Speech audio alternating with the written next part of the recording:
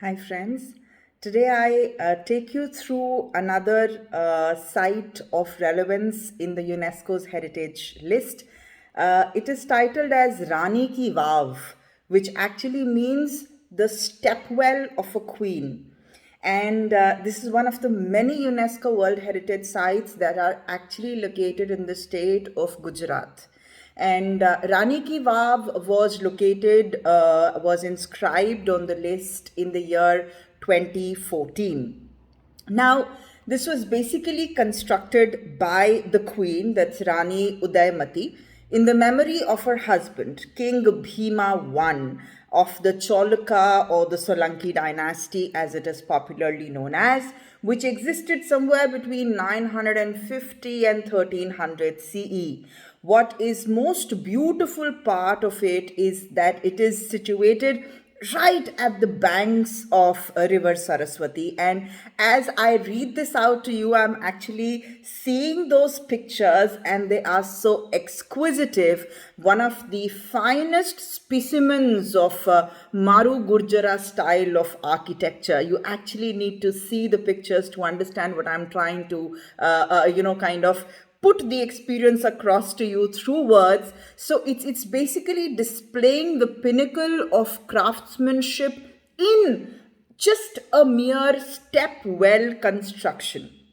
It has been designed like an inverted temple. Can you ever imagine? And it is divided into 7 levels with sculptural panels of unmatched artistic quality. I actually don't. I think I'm feigning down on adjectives to explain this beauty, which is open right in front of me.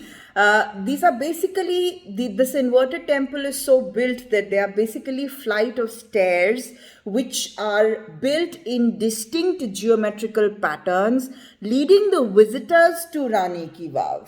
And one can also see numerous stone columns at the end of the stairs.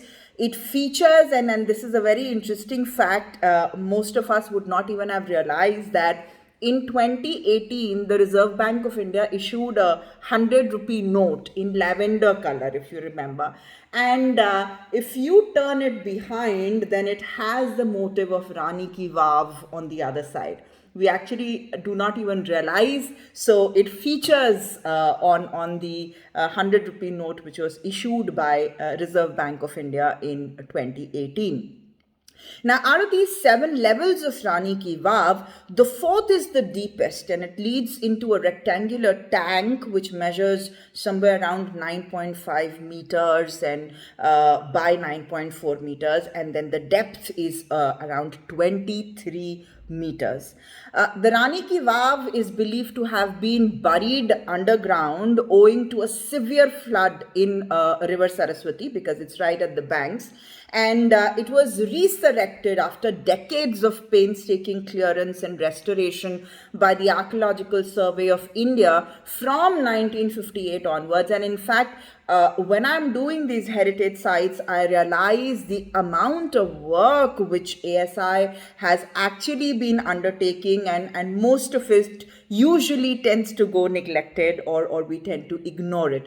Now, in this Rani Ki Vav, there are nestled around 500 principal sculptures and over 1,000 of such minor sculptures, all of which have been depicting religious, mythological, and non-sacred imageries also. Most of them are in devotion to Lord Vishnu.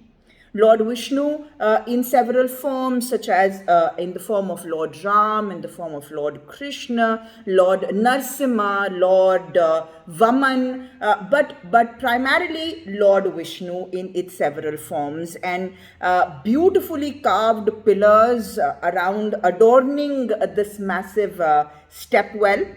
And not just Lord Vishnu, we also find a couple of other goddesses also on display here, adorned with imposing carvings and on various columns of the pillared floors. And what is most important is that they could also be seen, I mean, if I see it from a socio-historical relevance, they could also be seen as the apsaras, because incarnations of different incarnations of Lord Vishnu are seen. So you could actually see them as young celestial women. It is just the way you want to visualize it. And so there are these vertical panels. They are exemplified through vertical panels with fixed intervals. And I think this is one of the most beautiful heritage site that I have, for the purpose of sharing with you about the series, visited till now. I'm sure India has a lot more untold histories to be shared, and I hope I'm able to do justice to at least those who are inscribed, which are inscribed on UNESCO's list. Jai Hind, Namaste.